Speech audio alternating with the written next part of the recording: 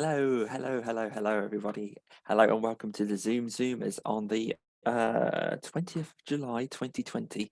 Still kind of during the lockdown. And thanks everyone for coming along. I'm going to let the guys in now. So apologies if there's any bad language. I'm sure there won't be. They're all very well behaved this lot. I can see quite a few familiar faces here now. So I'll wait for them to all pop up. I'm just going to switch up. I can see a few new faces as well. So we'll come on to that in just a moment. But to begin with, let's say hello to who we've got here. So Toby, hello Toby, hello Ian, hello Craig, hello Jake. Hello. You threw me a bit there, Jake, because your name was on your. Yeah, I was just trying to fix that, and I can't actually work out how. So not to worry. Because I set it up with my anti-spam email account. So. Oh, I see. No worries at all. We'll get round to introductions in just a moment and explain that your name is actually Jake. But I'll go through everybody one by one if that's okay. Again, as we always usually do this, I'll go by how it is on my screen. So apologies if it's a bit different for those of you who are watching on YouTube live now. Toby, top left for me. If you just let us know your name and your Twitter handle, please. Yeah, I'm Toby Trice, and my Twitter handle is Toby_Trice. Fantastic, thanks, Toby. Ian. Hi, my name's Ian Cook from Pop Band Colour, artist and creative person. Excellent, thank you, Craig. Craig Woollard at Craig_Woollard, and do all sorts of things really. You're getting lazy now. You just Craig. Yeah, I'm Craig off ZoomZoomers. Mark. Sorry, Mark. Have we got you there? Yes. Can you hear me? Yeah. Yeah. Cool. Yeah. I'm Mark, and I'm automotive journalist, and I'll be on Twitter as Blacktop Media UK. Fantastic. Thank you, Cammie. Is my mic working? Yes, it is. Yes. Hi, I'm Cammie Racing on Twitter, sim racer, graphic artist, LGBT ambassador, do everything now. Do everything as well, because lots of you doing that. Richard. Hello, I'm Rich Gooding. I'm a freelance writer and graphic designer, and on Twitter, I'm at RichGoodingCom. Thank you, Richard. Jess. Hi, I'm Jess Shanahan. I'm a freelance motoring writer and I work in motorsport, and I'm Jet L Bomb on Twitter. Thank you. Joe, nice to have you back. Yeah, good to be back. Joe Tanner at Stuff About Cars, Twitter and Instagram. Fantastic. Thank you. Naomi. Hi, Naomi Panter at Naomi Panter on Twitter, motorsport PR predominantly, and the co-founder of an agency called Navigate. Lovely. And then we have a new honorary Zoomer today. So although it's displaying as Jake Yorath, Jake, if you could let us know your name and your Twitter handle, please. My name is Jake Yorath, which is, basically it's called Jake Yorath. It's so I don't get bombarded with spam whenever I sign up to something. I have a backup email account for these things. I'm Jake Yorath, and my Instagram and Twitter is Jake Yorath. Lovely, fantastic. Thanks ever so much for that. So let's talk about this background that you've got there. Well, okay, so I'm in my office, but it doesn't, all my books are downstairs, so I can't have the intellectual book background, which has become the fashionable thing everyone has on Zoom. Yeah. I've seen enough Zoom BBC interviews this month to know that. And unfortunately, I can't show you. Sue's there. Sue's there. I did quite a few Zoom quizzes during the lockdown and found that being Sue Barker really suited me. So. Oh, okay, fair enough. I'm just going to let a couple more guys in here, and then we're going to cut to Toby because Toby's actually brought a show and tell along. But while we're waiting for these two new people to join, Joe, this is your second time back, so nice to see you back. What have you been up to since we last saw you? I guess mostly work, and work involves spreadsheets with volumes of cars and vans and so on. So it's not particularly exciting, but trying to watch the car market and see what's going on in the new car world. But yeah, I've got managed to get the Morgan out of the weekend, so that was good. Been playing up a bit recently, so new battery and it's all fixed, and been driving that around, so that's good. Well, that does sound good. I mean, looking over that area of my screen, we can see Ian and Naomi there nodding along. Ian, a current owner, and Naomi, a potential future owner of Morgan. So you're in good company here. Yeah. Chris, I can see you there now. So if you could let us know your name and your Twitter handle, please. Hello, my name is Christopher Sharp. My Twitter handle is @ChristopherPBS, and I'm an LGBT activist and freelance journalist / communications person. Thank you very much. And Ben. Hello. Sorry, we're not quite ready there. I'm Ben Hodges, and my Twitter handle is @BenS3Hodges, and I'm deputy editor of Carbar. Fantastic. Thank you. Thank you very much. So as we were building up there, I did kind of allude to the fact that Toby's got a little toy. Look how happy Toby is right now. Like a kid. I've been like a kid for 2 weeks with this thing, mate. I'm telling you. Go on then, bring it out. Well, check this out, guys. Some of you may have seen little clippets here and there, but have a look at this fine machine. This is a Lego Porsche RSR, and yeah, I built it for a YouTube video, but it's a visualization for kind of the future. This is the dream car I want to take to Le Mans. Jess is happy. I know she's happy that this has been built. So this is the first Porsche I've owned. So yeah, I feel proud. I should have gone in my living room. I've got all the NASA Lego, and we could have showed and told together. Mega, we should do that. Toby, is Jess allowed to paint that purple? Well, we discussed this earlier, myself and Jess. I was chatting to her earlier today about liveries, and of course, Cammie, that livery looks so sick. And we've got this kind of dream ambition now to race at Le Mans and then put that RM logo on the podium at Le Mans. But yeah, maybe we could wrap this. I don't know if we could do it. Maybe we can kind of commission that to, I don't know. Yeah, I really like Jake. He said NASA Lego, and I've got some NASA Lego as well. So I really like Jake.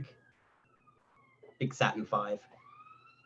Yeah, my dad as very nice, Ian. My dad decided that for when I was 30, my Christmas present, without any hinting, should be 150 quid's worth of Lego set. I mean, I wasn't complaining, but it was, it says something about what he thinks about my mental age, doesn't it? You never go for Lego. I'm really impressed with this kit, to be fair. It's the first Lego kit I've built since I was a child. So this was very nostalgic. But everything works. It's insane. It's got suspension, it's got steering wheel, the engine inside. It's just add petrol, yeah. It's amazing. The Defender. More. Isn't Neil's doing that as well, isn't he? Currently, he's doing that with his son. Is that what he's doing? That's why Neil's not about, because he's busy playing with Lego. And Ian's doing it with his son. Who needs to be 11 plus, apparently. It's not a toy. Not a toy. Highly complex adult model, not to be played with. Yeah. Richard, have you got a couple of models there as well? Because yours aren't quite as advanced, but still, I think you've built yours. No, they're Porsche. It's a bit smaller than Toby's. Now I've got to get mine. That's so cool. I've got to get my one. And the Audi there, and I was saying on our meeting, not a meeting, our group chat, that they're quite a bit smaller. And the Porsche is quite a bit smaller than the Audi, so I'm not sure the scale is the same. But yeah. Well, we could perhaps trial that small Porsche then. If we use less purple and turquoise paint to do that one as a racer mentor. Yeah, I was thinking that trying to wrap the Technic 991 would be a nightmare because there's so many little pieces. Yeah. It'll take a while. Cammie, what have you got there? This one's a bit cheeky. It came from eBay, but it turned out it's not Lego. It's the Chinese naughty Lego. Oh. I only found that out afterwards because none of the bricks, none of them say Lego on it, but it went together fine. I thought I'd already given them good feedback and said, yeah, it's all there, went together great. And then it's like, oh, wait, it's not actually. So yeah, that was like £5.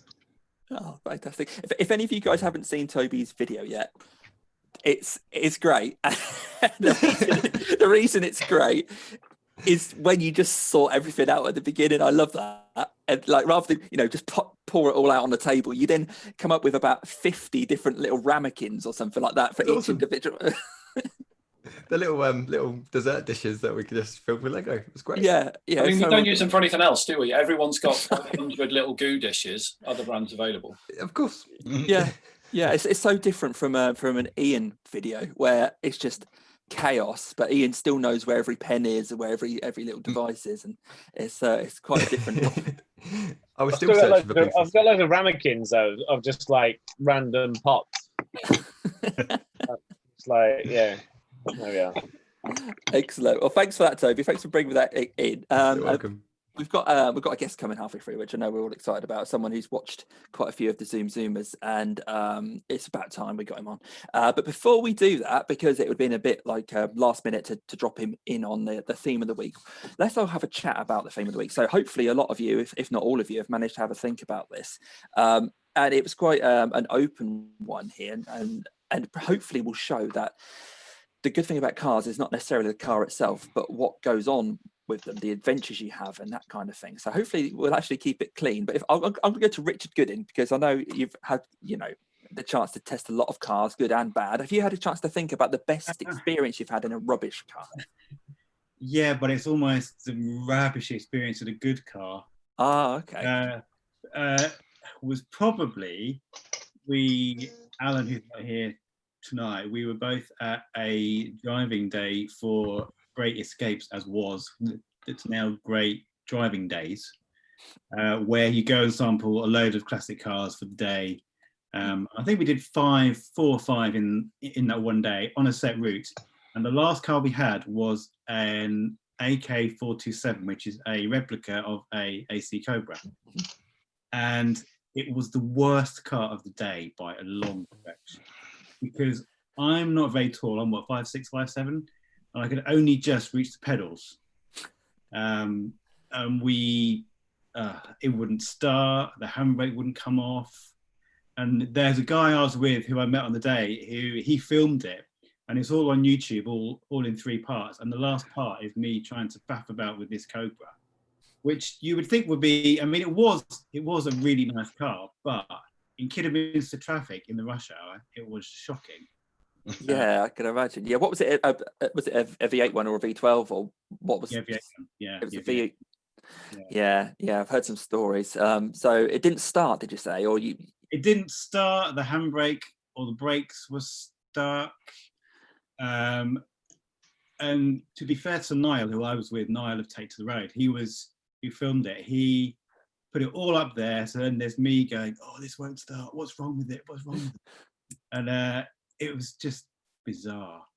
But in terms of your original question, it's probably driving a Skoda Felicia or Fabia, one of the two, around Silverstone for a track event, goodness knows, 15 years ago, maybe more than that. I don't know. Were they just Skodas on track, or did you just happen to turn up on a track day with a it was some manufacturer input, I think, or dealer input. Okay. I can remember my friend. Oh no, maybe it's Top Gear Live, years and years ago, and we were driving it on the door handles as it was. So the best experience you've had in a rubbish car, still involved a racetrack, but it sounds like a great laugh. Cool, thanks for that, Richard. Naomi, let's have a chat about your best experience in a rubbish car. Yeah, I feel bad, kind of, because I'd be slagging off one of my own cars that I really did love, even though it was rubbish. I think, like everybody, as growing up, I was just all of my energy went into just fantasizing about what cars I'd have when I grew up. Mm-hmm. And but probably like in the UK, you get completely crucified. So my first 2 cars were Ford Kas, the 1.3 little cutie things, and the first one I had was the one everyone had, the red one with the grey bumpers, but someone crashed into me, so I managed to upgrade to a very fancy black one with a leather steering wheel, which is very exciting.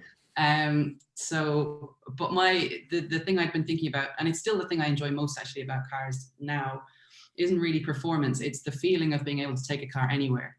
And I think theoretically you can go anywhere. You don't even need a hotel. You can just drive. And we're still the same. Even when we got married, our honeymoon was just a road trip around Iceland. We just drove every single day. But my favorite thing I've ever done in a rubbish car, this Ford Ka, was I drove to Scotland in it, which from County Limerick is quite a long way in a little 1.3 Ford Ka. It was my first job out of university. I had absolutely no money. It was the first time I had a little bit of money. And I was in a really awful relationship, just a terrible one. So I decided to bugger off on my own. And so I drove all the way to Belfast, probably past Neil's house, got on the ferry over to Scotland to near Stranraer. And I'd only booked the first night's accommodation. I don't think I'd even booked the journey back. And every morning I would get up book a hotel 100 miles away and just spend my day driving through the Highlands in this little car. And it was fantastic. It was the same time as the Edinburgh Festival. So every single person in Scotland was in Edinburgh. So I had the whole of the Highlands to myself. And it was just the most unbelievable trip I've ever had. And you know, those kind of trips where you have a new album in your car and you listen to it a million times and it just becomes part of your life. And for some reason, doing that trip on my own was even more special. And I went quad biking. I went to a shinty match, which is their national sport. I went to the Highland Games by accident. Just this stuff that happens when you've got no plan. And yeah, I still think of it as the best, not the best holiday even, but the best thing I've ever done. It's just getting in this car and driving to Scotland. And I'm very keen to repeat it soon. But yeah, it was a lovely thing. It sounds amazing. And I think this is kind of the highlight of what a car actually does. It's not about Bluetooth and 18-inch rims. It's about adventure, isn't it? Fantastic. What a fantastic story. Let's cut to, say, Cammie. What adventures have you had? Anything probably not quite as adventurous as... No, I've never driven that far. I've never enjoyed driving long distances, usually because that's just generally motorway driving. That's quite boring. That also because I've only had 3 cars, a Ford Puma, Smart Roadster, and then the Fiesta. But has everyone got like a red and green thing on them? I just want to quickly ask, is the Smart Roadster a good or a rubbish car? Never driven one. I owned one. Gearbox. There's a lot of grip. Don't say that word to me. Okay, so you all say it's a kind of a good car. It was a car of highs and lows, because when it was highs, it was foot down to the floor, B roads, it would hold the road. Top Gear said it was one of the best cars for handling that they'd ever driven. It was designed by Gordon Murray of McLaren F1 fame. So it was like a go-kart and it was great. But when times were bad, it was really bad. I remember being stuck on a motorway with a friend for about 2 hours, and it was 30 degrees Celsius, and I had to keep turning the engine off because it kept overheating. But then I worried that if I keep turning the engine on and off, I'm going to lose charge in the battery and then get stuck. There was the time I was driving on the motorway in the dark, in the rain, just after having a service, turned the lights on, wipers on, and the car cut out altogether. And it did that 7 times. So I'm surrounded by lorries, the wipers stopped working, the engine cuts out, I lose all power, I have to roll to a stop, wait 5 minutes, and then start the engine again. That happened on a residential street in the middle of the night, and some strange man started walking to my car. Yeah, I always worried that would happen as I was like trundling over a level crossing or something. And I kept having to drive the car, sort of thinking ahead, right, if I break down, where can I roll to a stop? So it's very much a rubbish car. Was there any adventures or good times in it, or was it all just like living on the edge? Was that the excitement of it? I used to work in the game studio, yeah? I wouldn't have had that job if I didn't have the Smart Roadster, because the owner of the game studio also had a Smart Roadster, and we passed each other on the road, which turned into a little drag race, which then turned into him stalking and following me home at 11 o'clock at night. And it was very strange. I was like, he's taking every turn I'm taking. And then he just said, oh, I love these cars. I've seen yours around. I own a game studio. And so that was really surreal. So the highs were very high and the lows were very low. It's gorgeous little car, but technically awful. So it was like a car of every 2 halves. Fantastic. Yeah, like as a former owner myself, I think we shared a story at one point, because both of us had problems with the turbo, didn't we? Where if those things lose the turbo, they're completely useless. I had to slipstream someone to get up to 70 mile an hour at one point. That's my friends and I were going to a kart race. But yeah, no, a really characterful little car. And that's kind of why I held up that both of them, because I was split, you see, between yeah, it's the great car, but then no, it's not a great car. Yeah. No. If it was too hot, you couldn't put the roof back down. The button stopped working. Because you don't want to use it when it's hot. No. No. I think I voted for the car now. LA, since you're here, do you want to just, for people who've just joined or haven't seen it before, could you let us know your name and your Twitter handle, please? Yeah, I can. So it's LA, and officially it's Louisanne, just in case anyone wondered. I'm not. We get asked that a lot. Yeah. Yeah, I'm not kind of being pretentious. But everyone seems to get my name so wrong. People go Louise or Louise. It's like, oh, just so anyway. LA is fine. Yeah, and it's 1_LA. That's the one. That's the one. And any experiences that you've had in a rubbish car were actually great experiences? I didn't realise it was a rubbish car. I just thought it was any car. Oh, okay. Well, any good experience that you've had in a car that you can say in front of the family? I can't. Yeah, because obviously I'll keep them stories for the the later one. Right. Okay. So this is. Can you see it? This looks like a Dodge. It is. Oh no. It's a. Go on. Who knows this car? Well, we'll call it a rubbish car, shall we? Yeah. Well, it depends. Yeah, so it's a Dodge Magnum, and it was my car in Canada when I lived in Canada a few years ago. And I think I was just really desperate for a car at the time, and it just came up at a decent price, and so I bought it. And it actually is V8. And obviously there's all sorts of other things to it, and it was an automatic, being a North American car, but it was incredibly like Airstream. It actually sort of seemed to cut through the air really beautifully, to the point where you could have the windows down and not get the noise interference that can sometimes be just too noisy. And you know, because I'm a bit anti air conditioning. I don't like being cold, and so even if I'm somewhere really hot and warm, I prefer to have the windows open if I can, rather than air conditioning on. So it was beautiful to drive, not with AC on in Canada when I bought it, because it was March, and as you can see from the picture, if you can, there's lots of snow around. When I first bought it, it was like minus 60 one day with the wind chill. Wow. Yeah, I got black marks on my face one day. Anyway, that's another story. Wait, hang on. Was that minus 61? Minus 60. Celsius or Fahrenheit? What does that convert? The coldest version. Yeah, they give me frostbite on my face. Okay. Yeah, and they're now little dints. They stopped being black, but they're now little dints. Anyway, so this car, I drove it. I did a couple of road trips in it while I was living there, and one of them was a couple of 1,000 miles. I was living in Saskatchewan, right in the middle, and I drove down to Toronto through a bit of the States as well.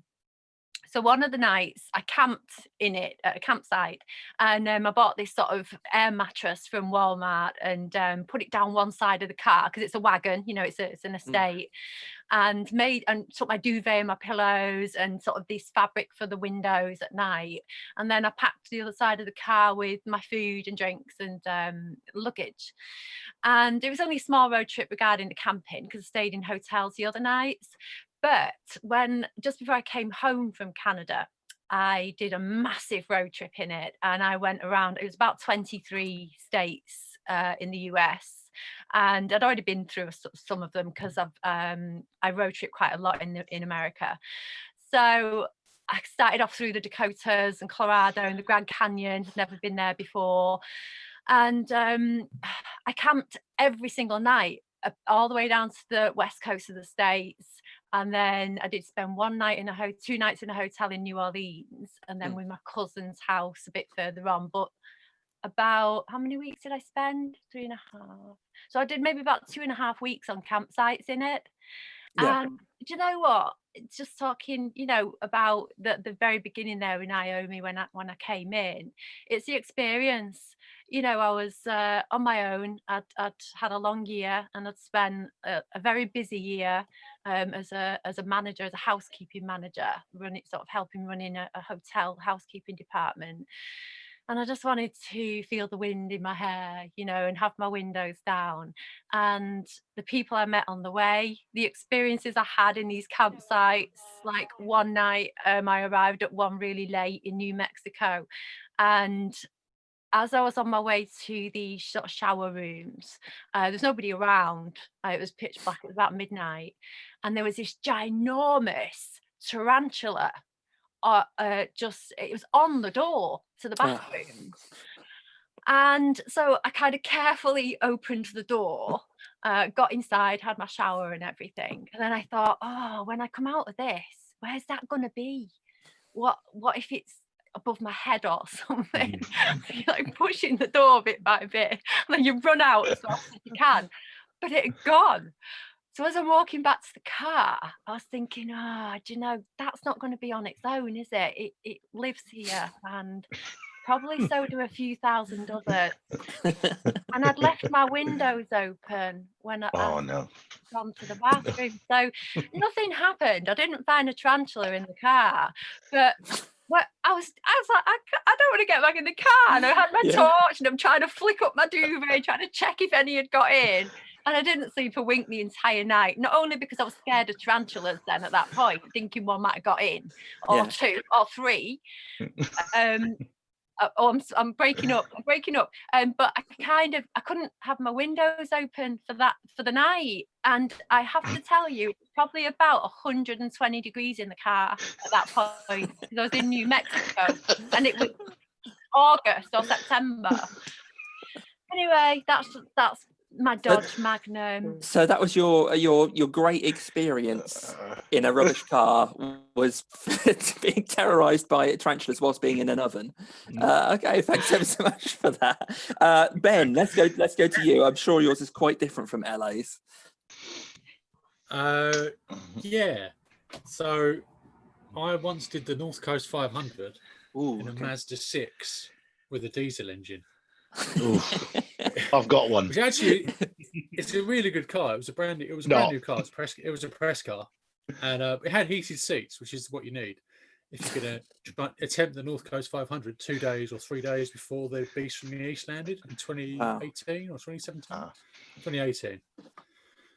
Yeah, and I was 4 hours away from the start point in Inverness, because it was the worst planned trip of all time, and I did zero preparation apart from buy energy drinks, and the remit was to write the piece. I had to do it non-stop. Right. Wow. So did you? I did. I was staying in Galashiels, about 40 miles across the Scottish border from the England-Scotland border. Sorry, it took me 4 hours to get to Inverness. So I got there at 6 a.m, topped up the tank. Bearing in mind I left where I was staying at 2 a.m, did the North Coast 500, then got back to Inverness, then drove back to Galashiels, and got back at 1:45 in the morning the next day. Wow. So I did like 1,000 miles, give or take, in 24 hours. So it took me about 15 hours, 42 minutes to do the entire North Coast 500. Wow, what a fantastic experience. So although obviously a heck of a drive and a long old day, still one of the highlights of your driving career, would you say? Yeah, because everywhere you went, there was just, I saw a few cars, mainly overtaking tourists on faster roads, or you were on single track roads, and then you'd come across cows walking down the road, and they'd just be staring at you, and you think, I'm in a bright red car, is this a problem? And just coastal locks, and I met some. The weirdest thing was there's a road, Barlock Narva, the highest road in Scotland, and they cleared it, they ploughed it 2 days before I got there, which I forgot to check because obviously I was well prepared. And I got to the top and I met some Chinese tourists in a rented Land Rover Discovery Sport who were lost. And I was like, yeah, you really are lost, because you are at the top of the highest road in Scotland and there's not a thing for miles. And they had about a quarter of a tank of diesel, I think it was, and they needed fuel. And I'm thinking, no. I'm assuming they made it home alive. I hope they did. Anyway. They're not still there. Oh, fantastic. Thanks for that. So I think the North Coast 500 is something that a lot of us would probably want to do. But there's not many petrol stations that actually go around it, from what I can make out. No, there was one that I found actually that was very close to the route. Others required like a 10 mile, 10 miles inland. Yeah. Which at the speed of the roads around there, it will take you like 45 minutes. Yeah. By the time you get back to facing the right direction again, it was just too much. That was too much time, so I just didn't bother. I took a diesel instead. Fair enough. Cool. Thanks ever so much for that, Ian. Let's talk to you next. I've got a couple. Well, okay, yeah. One that sticks out most is a terrible car and a terrible story. Oh, okay. really. So a few years ago, I used to do a lot of press cars, and one of the unfortunate press cars I don't know why I booked it out, but it was new at the time. Was the MG3, which was a delightful little super mini built in Longbridge in Birmingham. So I had to go, because I'm in the Midlands. I had to go and pick up the car from Longbridge. So I picked it up, and it rides. It was the first generation. It rode terribly. Like you were sitting on this kind of wobbly seat. And the plan was to have that as a display car at Brands Hatch for the British touring car, because that's how MG were a manufacturer team in the touring car. So I picked up the car from Longbridge, and it was a terrible journey there, all the way down to Brands Hatch. And I remember it didn't. That model also didn't have a sat nav installed, and around Brands Hatch, Sevenoaks area, all of a sudden you lose like signal massively. It's just like a black hole around that area, and I had my phone connected, and then also my phone just disconnected. I was like, okay, no idea what it was, and but it then said, oh, take this left, take this left. I was like, okay, I'll take the left. And that road went from being a normal road to some kind of almost like a rally stage on a WRC. Yeah. And the MG3 is not the car to do a near rally stage in. So it was normal road, and then all of a sudden it went to like an off-road track, suitable for Land Rovers only. But I thought, right, I'm somewhere near Brands Hatch. It will be fine. So I was like to bounce down this road in this terrible kind of bouncing down this road in the MG3, and then I heard a bang, and I was like, oh, well, that's interesting. That didn't sound great. That really didn't sound great. And then some warning lights kind of came onto the dash as well. I was like, this really isn't. And this was meant to be a display car on the MG stand at Touring Car at Brands Hatch. And I kind of got out, and I realised that I'd somewhat deflated the front tire and damaged the front tire a little bit, but I had no signal, and it was pissing it down. It was absolutely like torrential rain, and you're in Sevenoaks, and I'm in a borrowed MG3. So I was like, right, I need to find a house to kind of like rescue me, because the car, I could not drive. The car was gone, like the wheel was gone on that car. And I just remember like knocking on this random house in Sevenoaks, like drenched, like properly, like I was soaked. And I knocked on the door going, hiya, a car that I don't own, I've just broken. Could I be rescued? Could I use your phone, because my phone has also died, and I need to ring my dad, who doesn't know where I am, and I've got no signal. And this woman could usually open the door. She was like, no. And I was like, oh. And then eventually I then had to walk like about a mile towards Brands Hatch. And then eventually I got I think I got signal. My phone died, I got signal. And my dad was like, where are you? I was like, I don't know. And there's a video of me like drenched with a broken MG. And then MG were delighted to see their car then had to display it at Brands Hatch with a spare tire. So they still displayed it. They still displayed it. They put like an A-frame in front of it so you couldn't see the broken tire. And then to top it off, I then got to Brands Hatch to find out my marquee that I had put up already had also been destroyed in the rain. So yeah, it was a great weekend.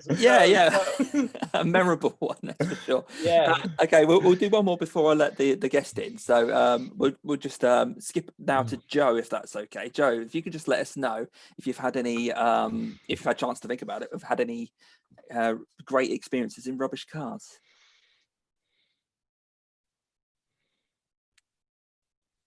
You there, Joe? Sorry, bud. Yeah, sorry, my internet connection's not great, so okay. with me. But yeah, the car was a K-Reg Rover 214 in red, like most of them were. My parents' car, and I was just I'd loaded it up with all my stuff from university, coming home for the last time. So university was in Exeter. Parents live in Amersham in Buckinghamshire, and for some reason I decided I needed to leave early. So Saturday morning, 6 a.m. I think I loaded everything up and got on the road. And yeah, I must have been in a hurry to get home. I don't really know why, but I think I did the 180 miles in about 2.25 hours. So it's a which in that car with a 214. with a 1.4 Rover engine. So there was nothing on the roads. It was, pre-speed cameras. This was what, 2003, something like that. And I think it was just about keeping momentum. So just keeping going with that. All the stuff in the car, all the, all that. So fully loaded, and it's just one of those sort of memorable drives that you remember. And then I arrived back at my parents' house, and they were just having breakfast. And the car was steaming on the driveway. I wasn't paying for the fuel either, so that was good. Just bear with me one moment. Yeah, it's good. Yeah, sometimes those, really, really pushing a car that isn't that great is more fun than pushing one that's capable of going really, really fast. So, I don't know if you can hear us there, Nia, but we can't quite see you yet. Have you managed to connect to the audio? I arrived back at my parents' house, and they were just having breakfast. Nia, can you hear us there? Hello. If you've got the video playing in the background, you're right to just mute that or just turn that one off, because I think we've got a bit of background noise coming in. Lovely, fantastic. If you could just let us know your name and your Twitter handle, please, first. Hi, yes, this is Nir Kahn. Twitter handle is Nir_Kahn. It's NIR_KAHN. Excellent. Thank you very much. We've been very excited to have you along. You've spoken to quite a lot of us online and in real life, I believe, some of us. And you've always seemed to be watching along when we've got the ZoomZoomers and taking part in the quizzes and things. Now you've got the chance to do, not the quiz, unfortunately, because little Briscoe has had a birthday, so he's got the week off. But we'll do some red-green stuff in MO. But you've perhaps been listening along there to our stories of great experiences in rubbish cars. Have you got any of those of your own? The one that springs to mind is actually, it's a van rather than a car, a proper old sliding door ex-post office Sherpa van, which I used to move house at one point when I was in Coventry, borrowed from work. And this thing's, right, driving it along the M6, it had a good 90 degrees in each direction of play in the wheel without making any impact whatsoever on what you were doing. Like any connection between your inputs and what it was actually doing was entirely coincidental.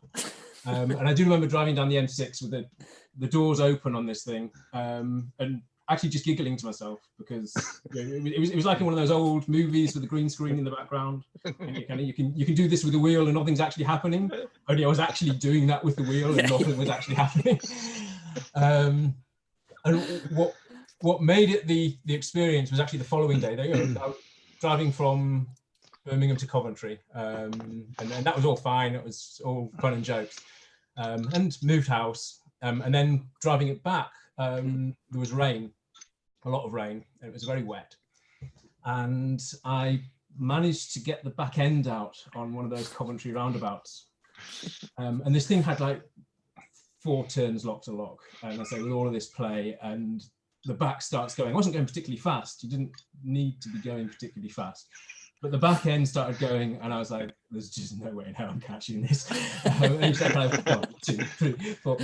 And somehow, and to this day, I don't know how, I managed to catch it. And it was like, okay, now I need to wind it back on. I've got no idea how many turns to neutral here. And basically just about managed to catch, well, not, I managed to catch it and got off the roundabout laughing. Realizing that somebody had been watching over me, because there was just nowhere. I think the trickery in the Sherpas were the fact that everybody was just high on the fumes from it. So there's the skill. That was one of the most funny things on with the doors open on the motorway. And I say on the motorway, it's not like I was doing 70 miles an hour. I'm talking 5 o'clock around on the M6. It's 40. You weren't moving. Speed 40. Exactly. But yeah, you were very much amongst the fumes of everybody else, never mind your own fumes. Yeah, my dad had one. It was like his works van, and I don't think it had, I can't remember if seatbelt thing was going on at that point, but he's a plumber, heating engineer. So in the back, he'd have all pipes, copper pipes or plastic pipes or both. And of course, they were longer than the van. So the van doors would be open with a bit of rope.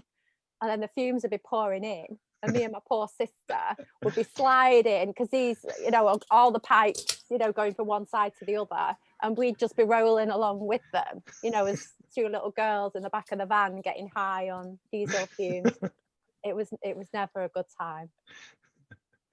No, but still a great time. I think if you've never had to sit on the wheel inside the wheel arch on a full transit or a Sherpa van, you haven't lived, have you? Holding on to whatever part of metal, it doesn't hurt too much. It had those. It wasn't a flush interior, was No. it? It had. I don't know what you call it, how you describe it, but you literally your fingers would be cut to shreds. Yeah. Everything was sharp.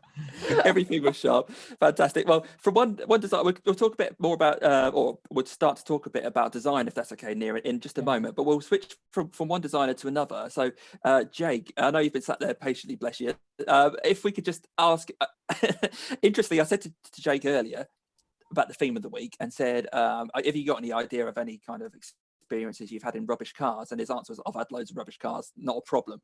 So it'd be great to hear what your stories are there, Jake.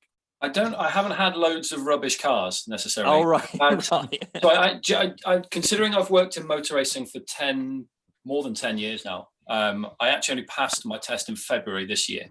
Oh, right. Okay. And I've owned one car. It's a Fiat Panda 100 HP, which is without doubt the best car on the planet. It has everything you could ever need. And I'm not even really joking. I think if I won the lottery, I'd still own a Fiat Panda 100 HP. Even though the clutch is currently, I'm not allowed to swear, am I? Not great. And I've already had to change the windscreen wiper motor because it sometimes would work and sometimes wouldn't work. I remember I got the car and about 3 weeks later, the windscreen wipers stopped working. And the idea of an Italian car with an electrical fault was, kind of felt like part of the experience, really.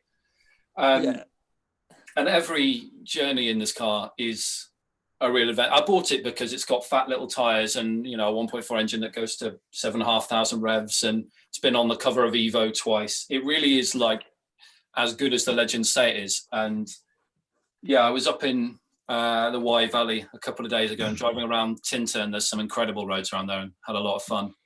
But the best crap car, great experience story I've had was going to the 24 Hours of Spa. So I've done pretty much every 24 Hours of Spa for the last, I can't remember how many years.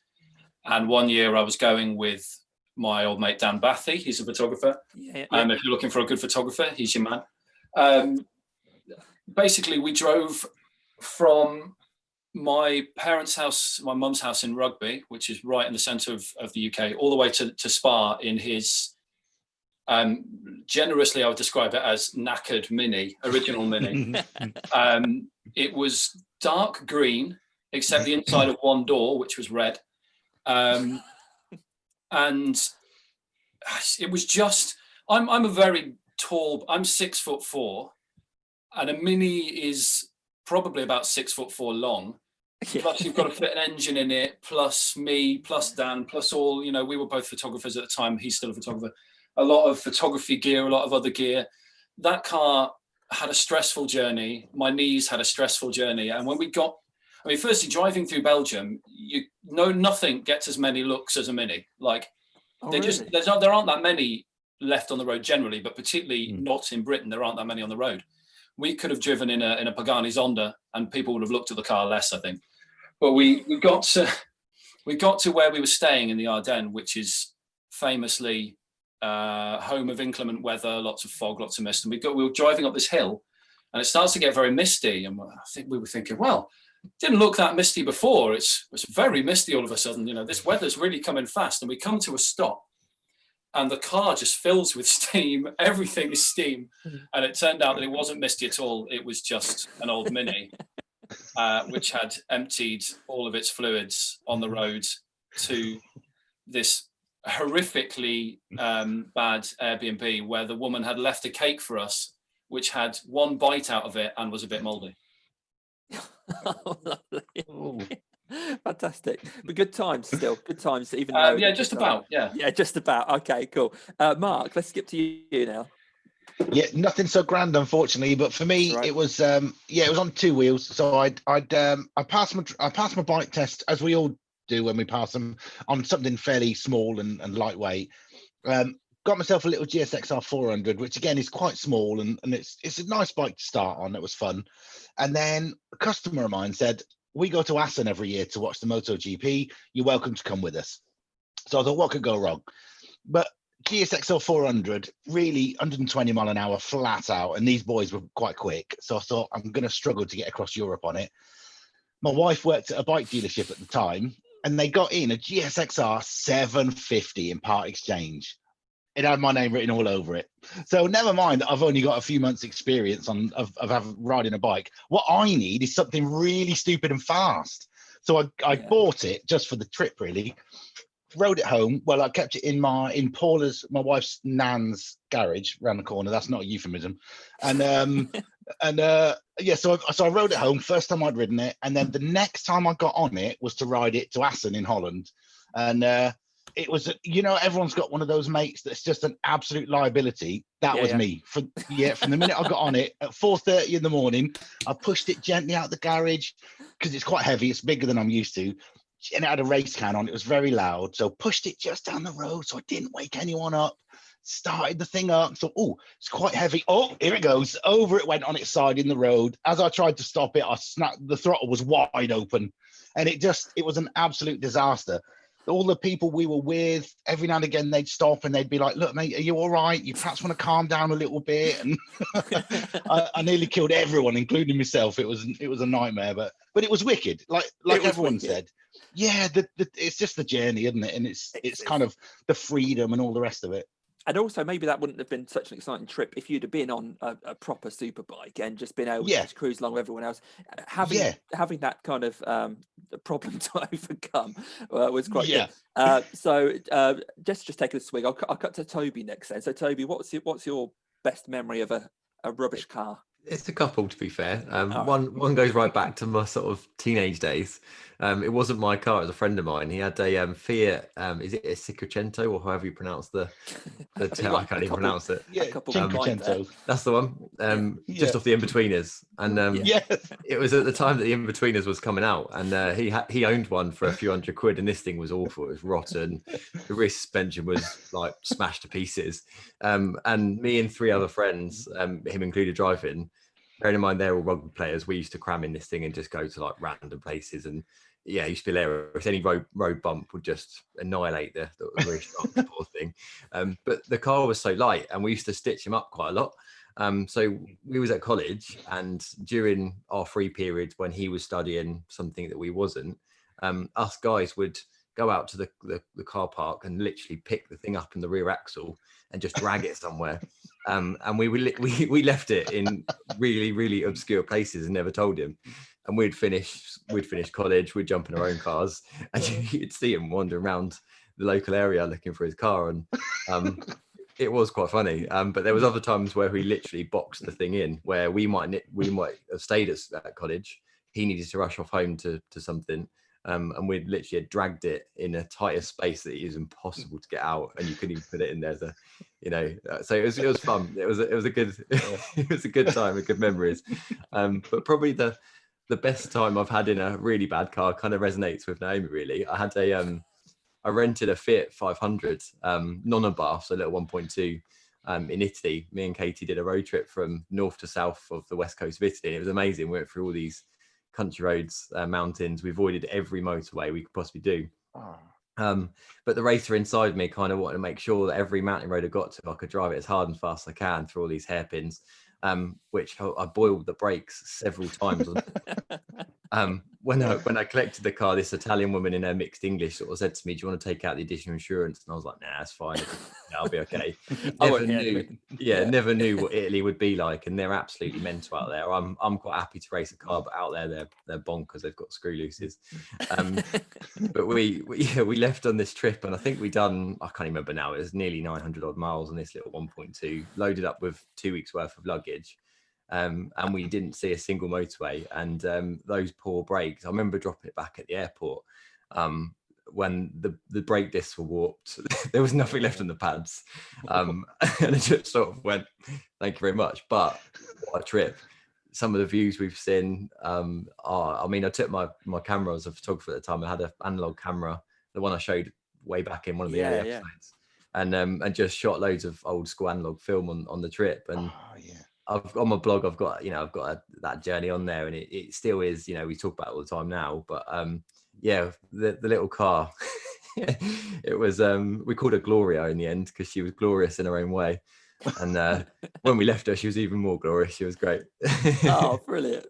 Thanks for that, Toby. Again, like, just you don't need a great car. Just, I guess, good driving roads perhaps help the experience as well. No, Jess, you've probably got a few stories up there, haven't you? I have, yeah, and there's two that kind of stand out. So like the main one is, I normally, whenever I do a road trip, and I do a lot of road trips, I get a press car. But for some reason, when I did a road trip around Austria, Germany, and Liechtenstein, and the Czech Republic, anyway, lots of European countries, for some reason we decided not to get a press car. So I was like, okay, yeah, we'll rent a car. But I chose that we would have like a small SUV or a crossover. Get there to this place in Nuremberg, I think it was. And the guy hands me some Vauxhall keys. And I'm like, a Vauxhall? Okay. It's going to be a Mocha. That's really sad. Okay. Walk outside and it's a Zafira. I was angry. And especially as it was sitting next to like a really nice Focus ST wagon, I think it was. And I was like, can't I have that?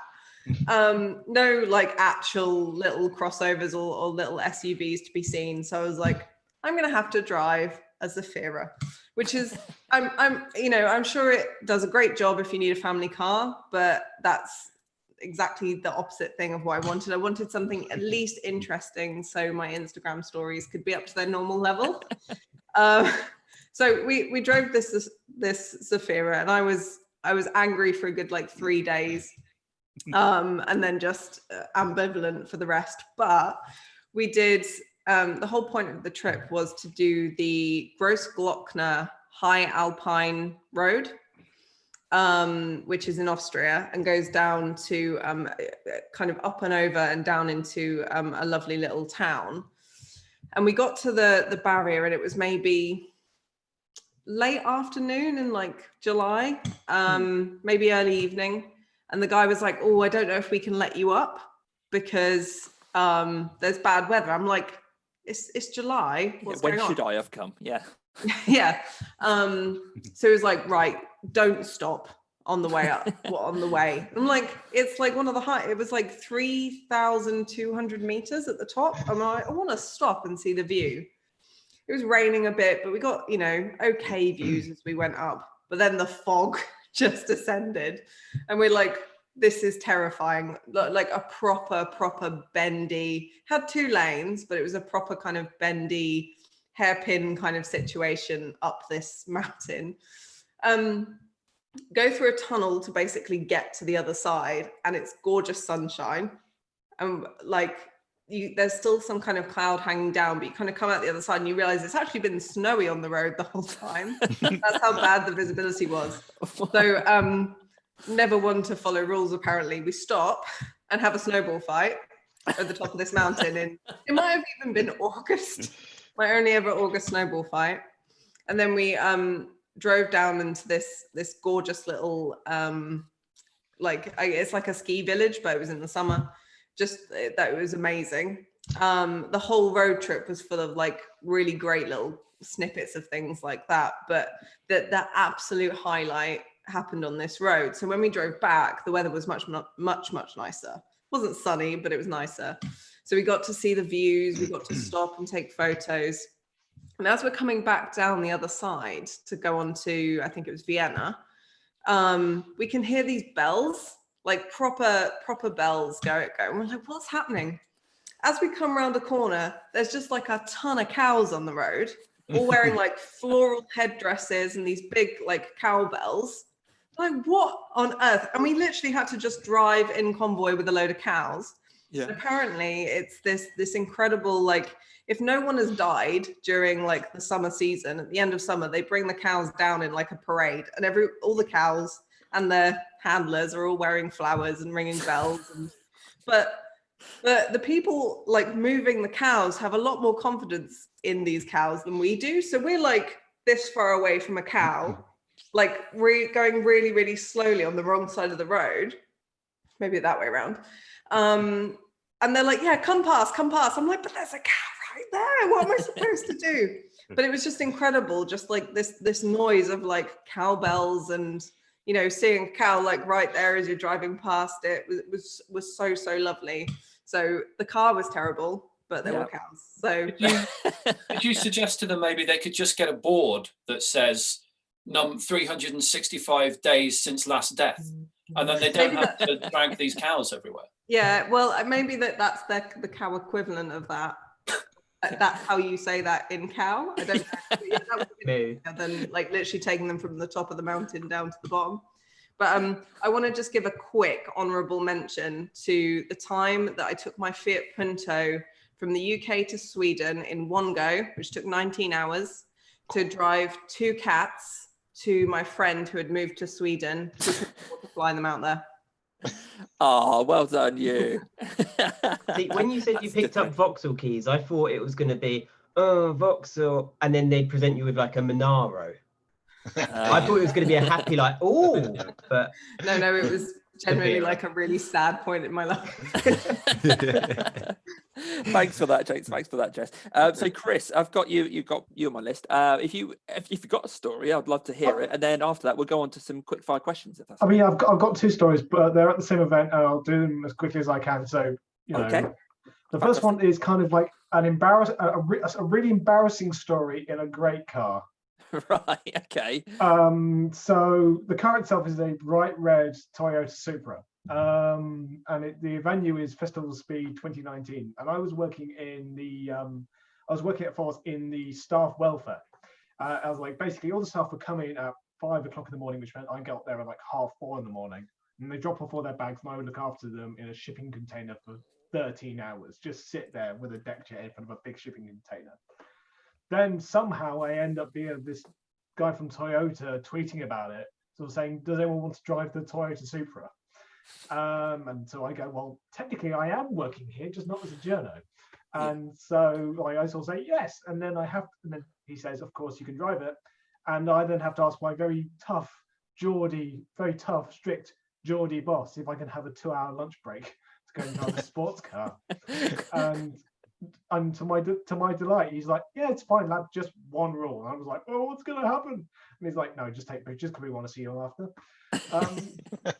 So I think, like, fast forward to about an hour later to my lunch break, and I bump into my dad who's there.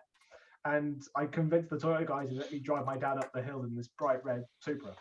And so, you know, so by this point, we've also pissed off the start line marshals because I keep holding back because the car in front of me is a really slow 2CV, so I want as much flat out time as possible. Yeah. And he's just like, you've had long enough, just piss it off. Oh, sorry, we shouldn't swear. And so, but this is where the embarrassing part comes in, because what I didn't know and what I didn't check was that on Fridays they have a chicane after the first corner, straight under the bridge. Yeah. I didn't know they had one. I didn't know that. No, I didn't know that either. I mean, the first thing I know about is I see this massive hay bale in the middle of the circuit. And so I have no idea. I'm not sure, do they cut it in half for the Fridays or whatever? So, and bear in mind, like Fridays, they live stream it around the world, and it's quite crowded and it's quite sunny. I stop and ask for directions. So I asked, because it's just a massive hay bale in the middle of the track. It just covers it entirely. And so it's on the live feed in front of all these people, and I'm like, oh no, what have I done? And then, you know, blitz it to the end and have this quite angry Alfa Romeo Giulietta driver sort of come to me and just go, you know, I had to stamp on my brakes. I'm like, and so afterwards, like I get home, you know, I finish my 13-hour shift, get home like 11 p.m. And so I go on the live feed to just go see what the commentators said. And fortunately, they thought I was stopping to test out the acceleration. Yes. Not ask for directions. But I tell you what, when you get to the end and realize what you've done, you just feel like such a complete clot. So fortunately, the commentator covered for me. Nice. They probably just thought it was James May. Yeah, James May getting lost on a one-way circuit. He's done it. I mean, it was a great experience, but it was also like, what have I done? Because you look at the live feed, you hear the commentary, and you just feel like such a clot. Yeah. But like I said, fortunately, the commentator covered for me. It's all said, well, he's clearly just testing out the acceleration, not absolutely pooing himself inside the car. So this bright red Supra. And so that's sort of like the embarrassing story of a great car. Then also that work, I mean, they kind of thought, well, he's driven the Supra up the hill without crashing, so let's just give him the golf cart to drive around. Like, so one day, one of the bosses of Foz, or one of the big HR guys, he was in charge of our area, I think. He was in charge of, like, you know, the staff who ran the staff welfare and basically my area, which the job I was actually getting paid to do. And one day he needs a lift home. Mm-hmm. So I give this boss a lift home, and on the way back, I'm in this queue of traffic. And I figured, well, I'm technically good with staff. So I overtake, and to my joy, I overtake a Lamborghini guy out, like a bright orange Lamborghini guy out in this like battered old golf cart.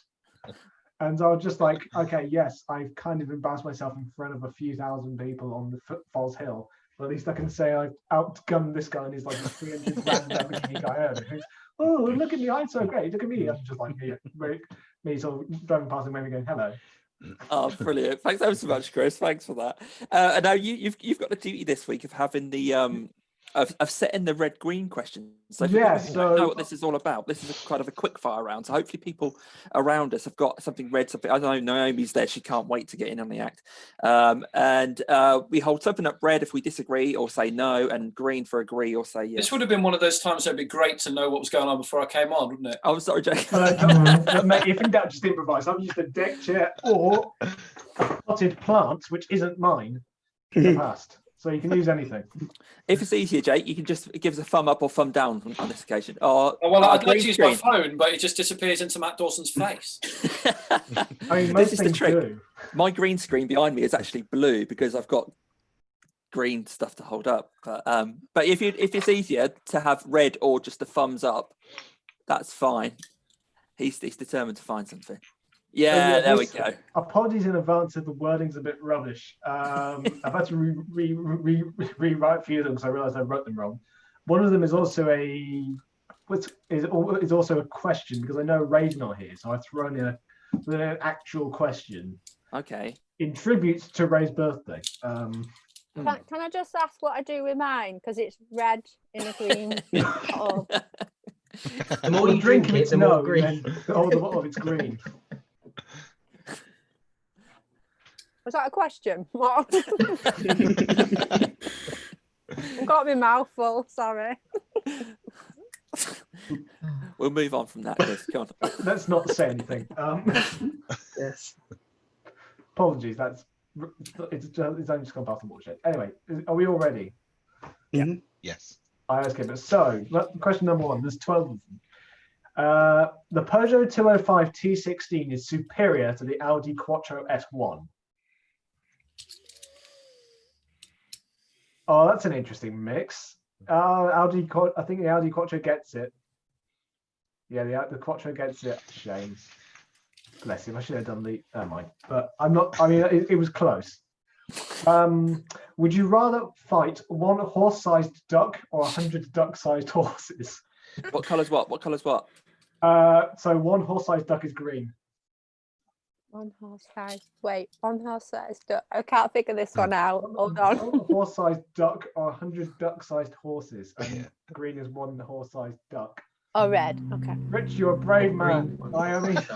Take my Toby. chances one-on-one. No, I think. Oh, the other one. That one. Okay,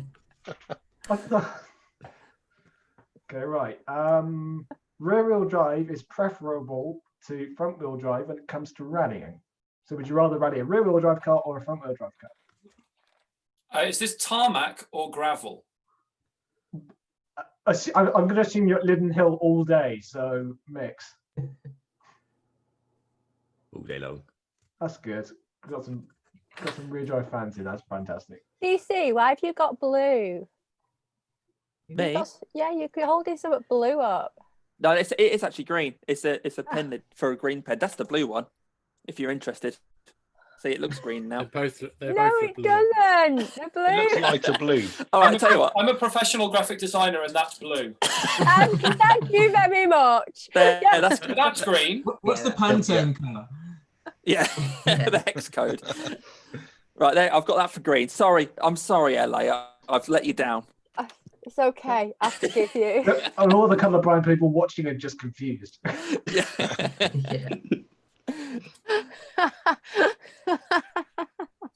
Sorry, colourblind people. Just it's different shades of grey. So yeah, next now comes up a few circuit-related ones. Le Mans is better than Dakar in terms of the event. Yeah. As an event, Le Mans is better than Dakar. Probably. Yeah. I've been to Le Mans. The clean sweep. No. Have you ever tried to get anywhere from one place to another at Le Mans? Yes.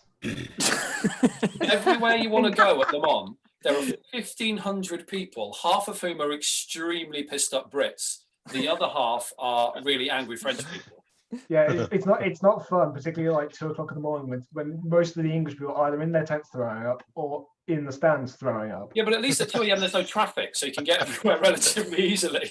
I mean, what's really annoying is that I went to Le Mans a few years ago with some mates on a student budget, and like even at 2 o'clock in the morning, the French guys are at the stand still going, no. I'm just like, really? Come on, there's no one in there. Yeah. But no, I'm glad someone stood up for Dakar. It was a great French person accent. It's a great impression of a French person, by the way. You may not come in here. The stand is blocked. You have an espresso. What No, kind it of does not film? count. Now it's just gone xenophobic. I won't do German. That will just end badly. Allons-y. Castle Combe is a less good circuit than Linden Hill. Castle Combe is less good than Linden Hill. Linden Hill was awesome. And That's my didn't local go. track. I like both. I don't Well, know. if you're undecided, hold up something blue. So Damien, hold up what you're Hang holding. on. I was thinking Cabell Park. Okay, that's interesting. A blue undecided. Oh, great, LA. Okay, Silverstone is overrated. As a track to drive or a track to visit? Both combined overall. I know I've only got sim race experience, but ever since That's interesting. Ever since they made the new, slower complex, I've just not enjoyed. Oh, the what track. with yeah, farm and- I think what that's with it. farm and- Yeah. farm and bushes. You should be going under the bridge and round. That's Silverstone. Yeah, it should be a flat. That should be a flat left, then straight into Woodcote. As atmosphere, I would say Silverstone is up there with Le Mans on the best. When you've got all the right things in place, Silverstone is as good as Le Mans. Really? Oh, that's hard because Le Mans is it's glorious. I like on the perfect Was this one race time you've been to the Grand Prix and it was nice? Yeah, it wasn't wet. I see it as a trade, like as a trader, as part of the entertainment. That's how I see it.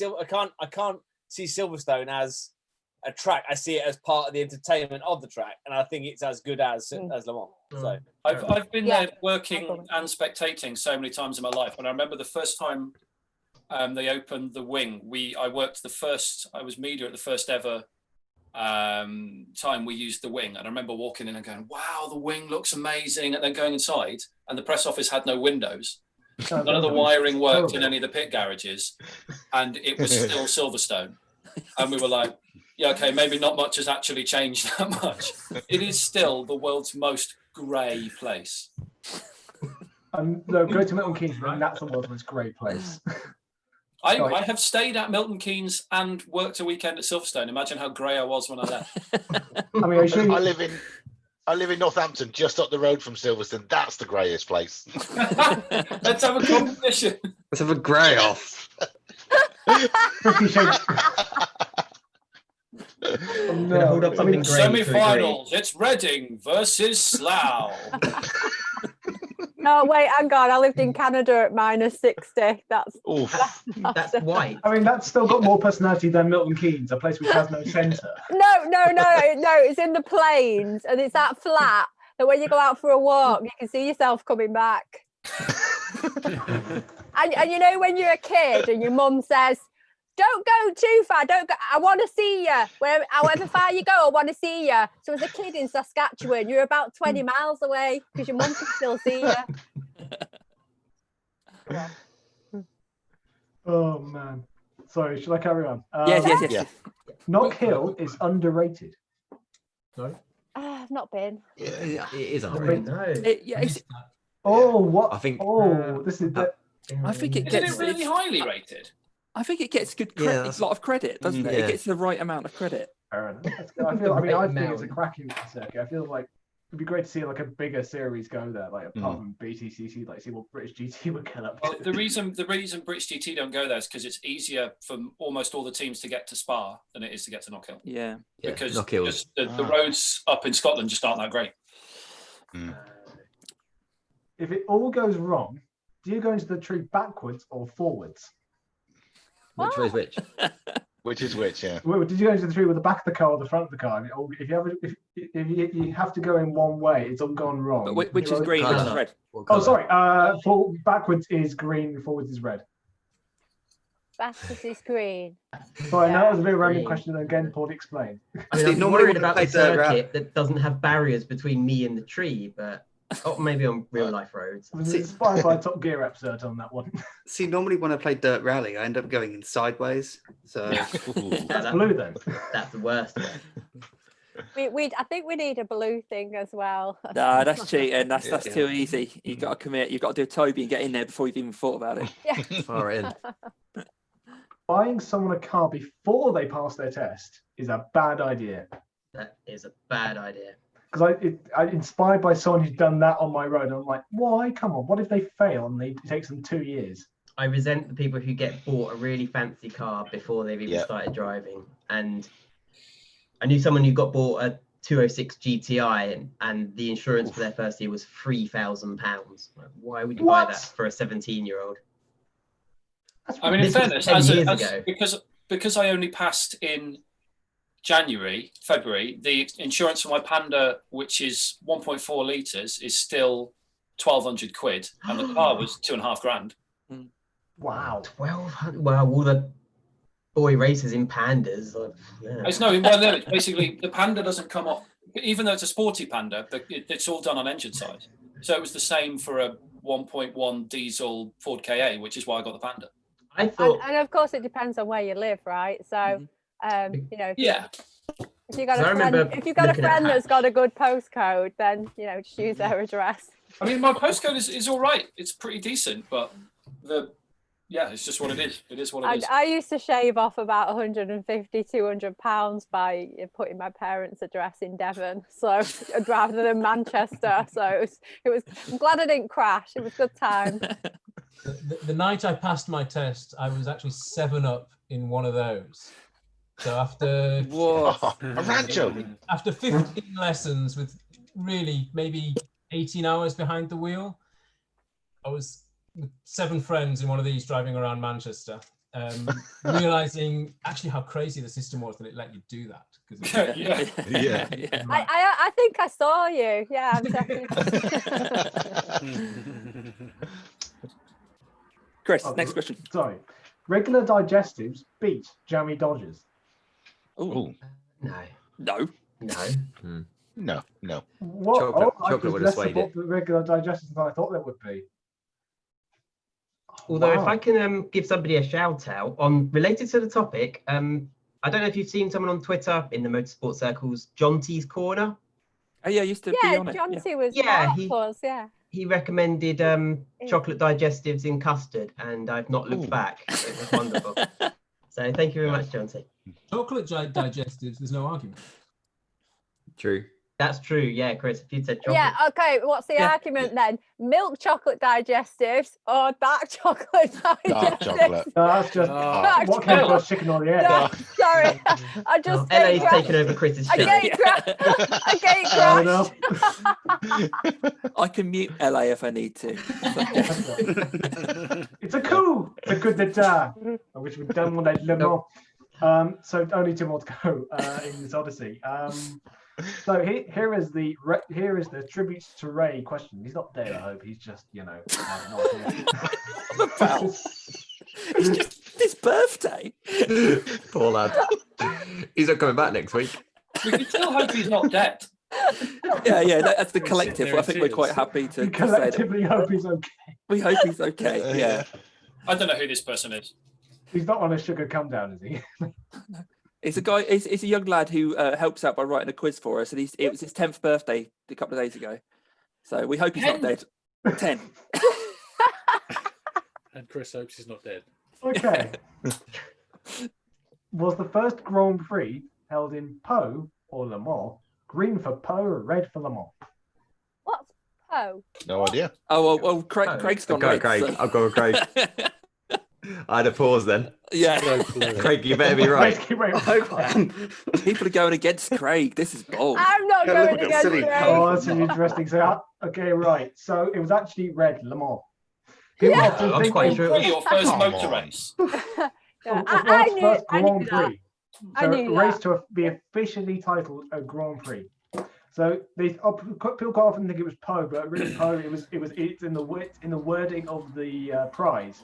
But actually, Le Mans, I think Le Mans was the first one whereby it was actually titled "This is the Grand Prix," and it was held at Le Mans Circuit. Oh, it was. Yeah. By a Renault AK31. So yeah, but yeah, that's probably the reason why I have a soft spot for Le Mans, because my first car was a Renault. I think there's sort of a very famous poster, isn't there, that does have that, like the Le Mans thing in the first Grand Prix. So that's what was in my memory. But then Craig held that up, so I did. Here's Craig. Honestly, drew a bit of a blank there. I was like, I think it's Le Mans. I wasn't entirely sure, to be honest. Some say it was the snow. So, and the final one, if anyone's from Cornwall or Devon, I'm sorry to bring this up, but jam then cream is the right way. Oh my God. Well, I'm not Devon, bothered. hang on, wait, no, Then cream Devon, is the right, right way wait. to do a scone. Devon No. is cream then jam. Yes. Yeah. And That's right. Cornwall is jam and cream. I've lived Yes. there like for Yeah, I years. went so- to uni Yeah. there, and it was. Wait, it's all- hang it's on. jam Are and we- cream. Are we talking about scones or Yeah. scones? Oh no! Oh no. Cammie, go away. Part two. I So grew yeah, up in Plymouth. so Joe is in on this, aren't you, Joe? Because I'm sort of I was Exeter base for years, so yeah. But like, the simple Cream question first. is: do you, when you do some toast, do you put the jam on then the butter, or the butter then the jam? That's the jam. Toast a different Exactly. compound. It's basically the same. Yeah. No, it's not. No, No, it's a different It's compound a as bakery well. product, a dairy No. product, a preserve. no. You see, Yes. I actually go the Cornwall way because I like the jam warming up on the warm scone. And because if you put the cream on first, it starts melting weird into That's the what you scone want. and makes it all soggy. No. It does. Milk then cereal or cereal then milk? Again, different compound is different compound. Soft and mediums or mediums and softs? Yeah. Well, scones are soft compound bread-based product. So the biscuit's hard compound, so you'd have a tea with that. I'm not sure how we've got here. As a kid, My head's started. as a kid, did anyone put, this is minging now, but did anyone put butter and then sugar on a normal digestive?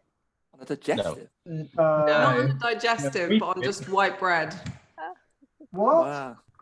I mean, at least you Butter didn't put then banana sugar. on egg. That's what I did. And then I got Banana more what? flack from Sugar. friends about it. Banana Sugar and egg. on an egg. Yeah, banana. Yeah. Okay, yeah. I had like toast, and then it had 2 fried eggs on it, and then sliced some banana on top of it. He put this on his Instagram, and I just basically told him off. Yeah, you basically told him, and I seen you reply with, "It was a fling, it was a phase." Yeah, it's on your Instagram. You had ketchup as well with your banana, didn't you? No. Yeah, but it was like you'd have ketchup with like fried eggs and toast. Yeah. Yeah, exactly. I thought throwing the banana was a sweet element. It's not, Can we it's not the worst thing I've done. Can we have kick done... Chris out the Zoom? Yeah, we're going to get rid of Chris. Red. I have done fried egg, Marmite toast and broccoli before. Crimes against humanity. Well, I was hoping to talk to Near about design. So if we're okay to do that, because I know we're well over time, and I'm going to get a dog come in to try and get some I hope food. everyone enjoyed this. I'm sorry if the wording was a bit rubbish. No, it was fantastic. Thank you, Chris. It was fantastic. Lovely. Thank you. So Near, anyway, it's great to have you here. Now, for people who don't necessarily know, you're quite advanced in the world of car design, and you've been around lots of different types of vehicles over the years, and I guess I know you most for kind of military vehicles and kind of armored vehicles, SUV type, big bruisers. But where did it all begin? If we could take you back to the very beginning of your journey into car design. It actually takes us to the very beginning of this Zoom call, because it begins with Lego. When I was 8-9 years old, if you'd have asked me, I'd have told you I wanted to be a Lego designer. That was absolutely what I wanted to be. But I realized even at that age that I was mostly building cars. I was only really building cars out of Lego. And that Lego was the medium rather than what I actually wanted to do. And I'd build with the technical Lego, and I remember building a car that had 4-wheel drive, and I cracked front suspension on a 4-wheel drive car, which with 1980s Lego pieces was a bit of a challenge. I was like, okay, there's nowhere to go from here. That's just, there's nothing else that needs to be, there's nothing else that can be done from here. And I remember taking pen and paper and drawing a body for this 4-wheel drive, 4-wheel steered, 4-wheel independent suspended Lego chassis. And drawing it how it would have looked if it wasn't limited by the Lego bricks. Right. And at the age of 9-10 years old, I realized that actually what I wanted to be was a car designer, was a vehicle designer. And I'm not sure that that story is that different from most other people who end up doing this.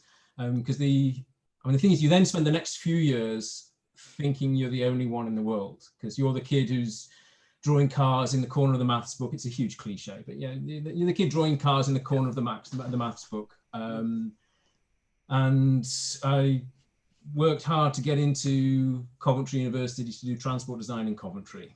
And then you show up there in Coventry, this is 1993, and there's 40 of you. And you all basically have the same story with kind of variations here or there. And up until now, you'd all thought that you were the only one. And suddenly there's a whole studio full of you in university, and that was kind of that.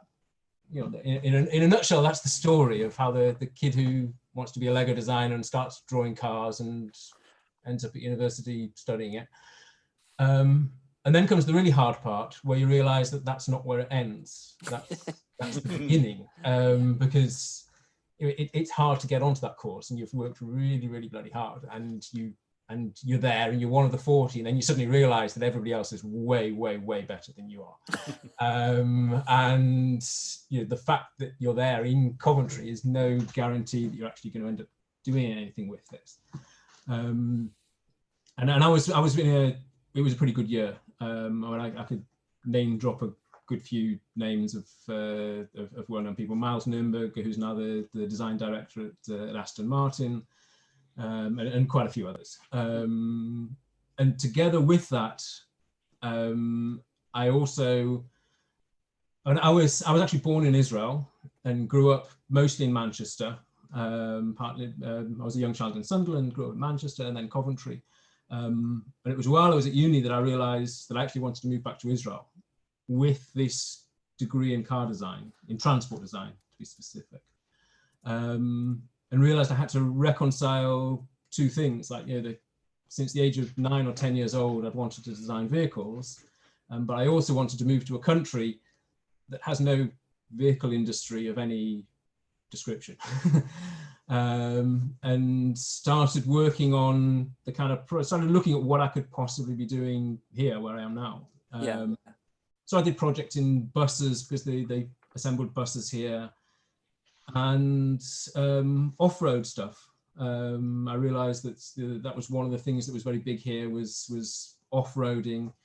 Obviously the military is a big part of what happened, you know, the kind of the Israeli culture. But not to get all heavy and political, but the mid-90s was a time of peace. We were going to have peace. It was really obvious that that was where we were heading. And so I really came here with this kind of dream and ambition of taking these kind of military industries and turning them into something else, like that classic turning swords into plowshares kind of thing.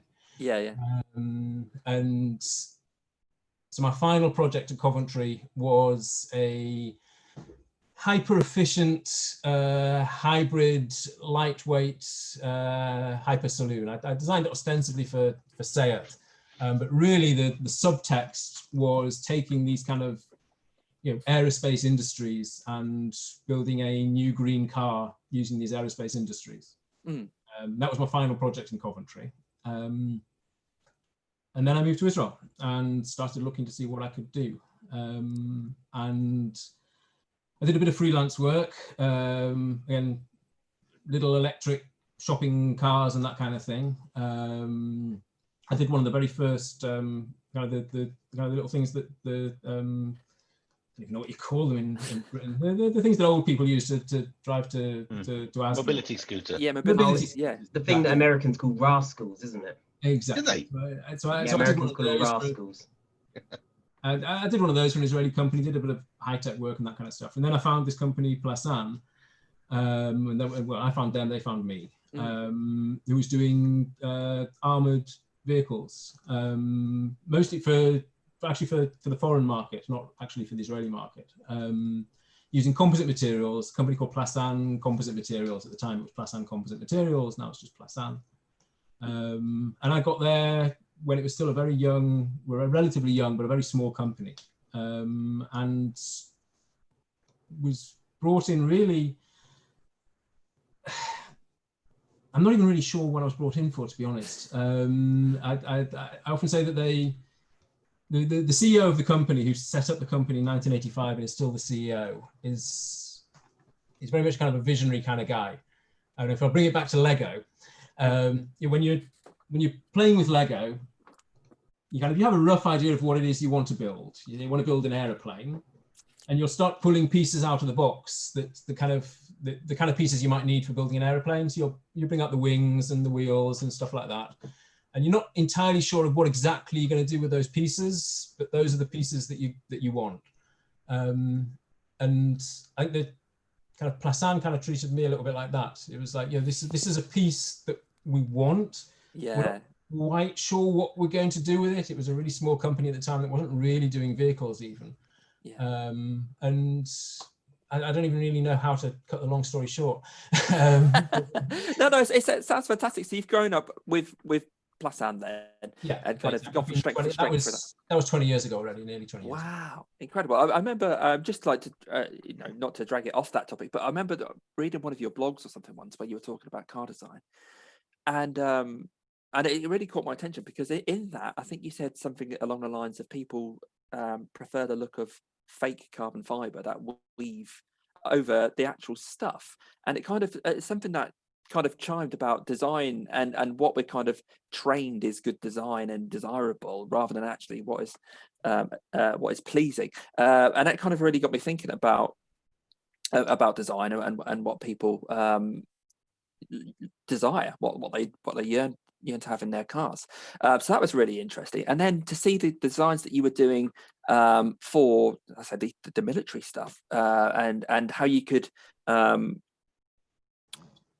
explain your way around why those designs were the way that they were was absolutely fantastic, really, really exciting. And to know that you kind of came from this this boy drawing in the back of a book, like so many of us were, and playing with Lego.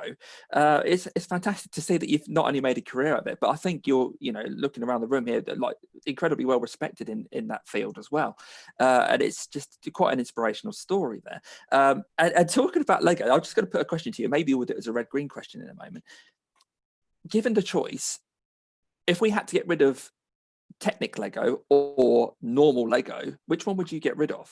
Do you think there's like Toby's Porsche that he had earlier was made of Technic Lego, which is an incredible thing. If having that meant that we had to get rid of just the basic blocks where you just poured it on the floor and built a castle or a spaceship or whatever, what do you think would be the better thing to keep? I don't think you can jump straight to the Technic. Like my knee-jerk response is get rid of the basic Lego and keep the Technic Lego. That's my reflex reaction to that. But you can't just jump straight to that. Like there's no way if you'd have just thrown a pile of gears and differentials and springs on me that I would have done what I did and ended up doing what I'm doing now. Like it started with really, really basic stuff. You have to build it up like that.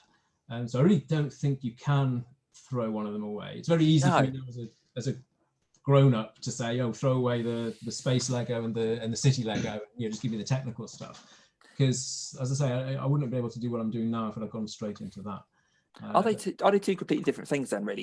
In the same way as you kind of, I suppose, you start off with things like stickle bricks as a child. And then, who remembers stickle bricks? Fantastic things, weren't they?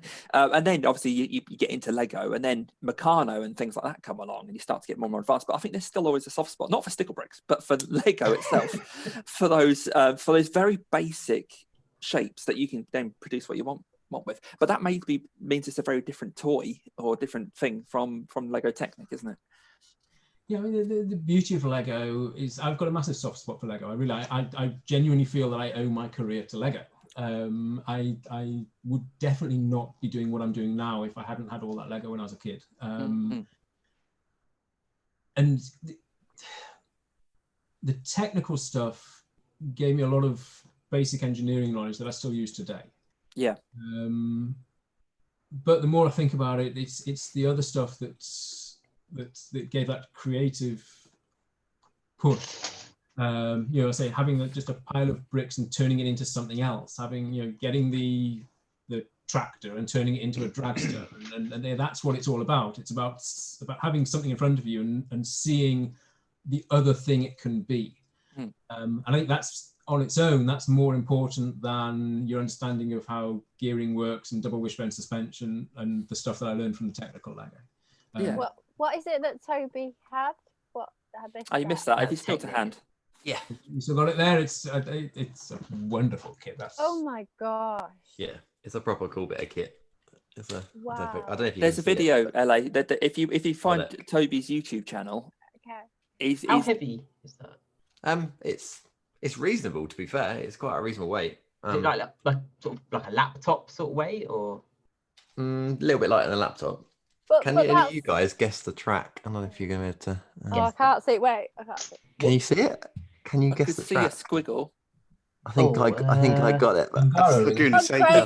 Yes. Craig. Yes, Craig. Take us straight in there. Well done. Very good.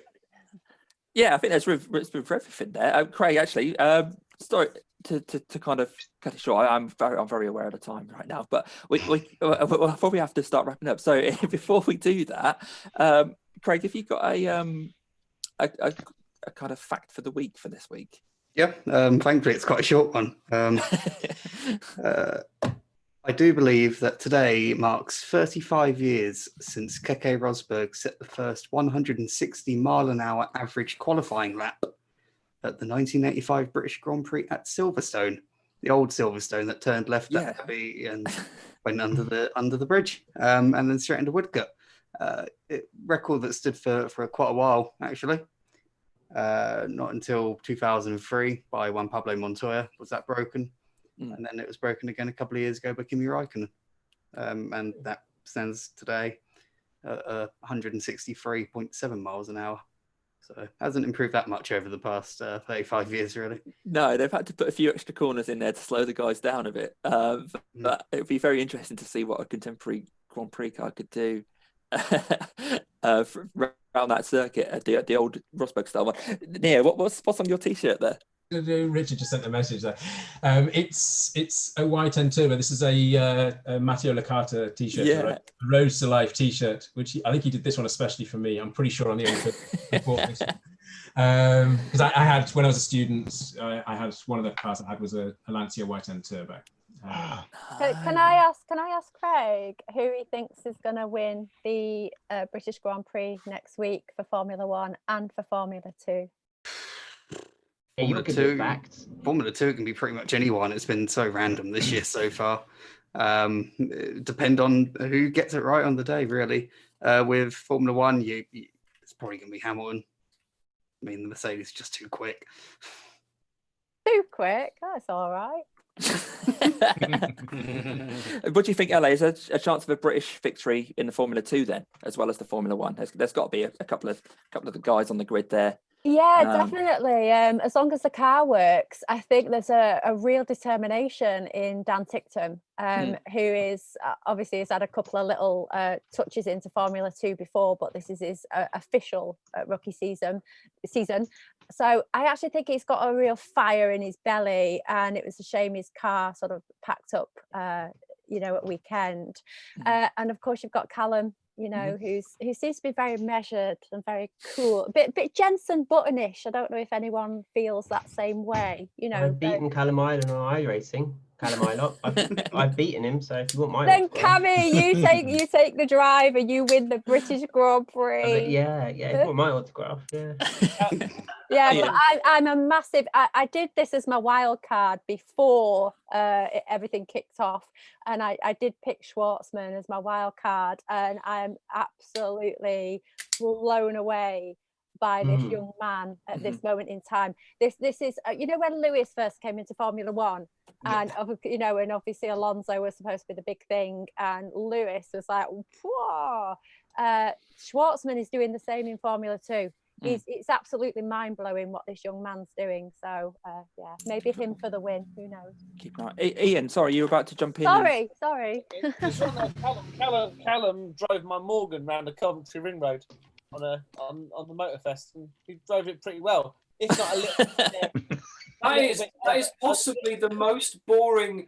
He drove my car around the Coventry Ring Road. Yeah, during the Coventry Motorfest, so it was closed. The road was closed, and he did drive it, and it was a little bit. Just when you said the Coventry Ring Road, I was there's nothing wrong. It sounds a bit like a Milton Keynes ring road, doesn't it? If you've not experienced a ring road, it claims many cars each year. That ring road does. It is basically someone has dropped a racetrack over a city centre, and they've just no one's ever stopped it being a racetrack. I don't think it put some 9 junctions in it or whatever it is, and but now with the Motorfest, it's a fantastic racetrack that it always wanted to be. Coventry has all those junctions that go like that, and then some people need to cross over, right? Yeah, that's the ring road. Yeah, basically like really short, the most poorly designed roads. Yeah. Cool. Well, thanks everybody for that. Of course, like I keep saying that we have gone quite far over, but what a fantastic Zoomers it's been. We've had plenty of people on. We've had some fantastic long stories, and I'd love to have given you all loads and loads more time, but I think we just had to cram quite a lot into a normal Zoomers call. Hopefully I'll see a lot of you guys back for next week, perhaps a few other faces as well. I know we've got some more guests lined up, and Jake, Nia, Joe, Mark, if you ever around and fancy joining, let me know beforehand, and I'll make sure that there's room for you guys as well. For anyone watching back on YouTube now, there's a subscribe button at the bottom of the page, bottom of the screen. Make sure you subscribe, and you can find us live every Monday at 8 p.m. till roughly 9 p.m. 8 p.m. Did I say p.m. or a.m.? I can't remember. I'm getting tired. But for now, for the rest of this week, thanks to everybody who's come along tonight. It's been a fantastic one. I've really enjoyed it, and I hope you guys have too. Thanks so much, and I'll see you next time. Take care, guys. Thanks very much. See ya. Okay, everyone.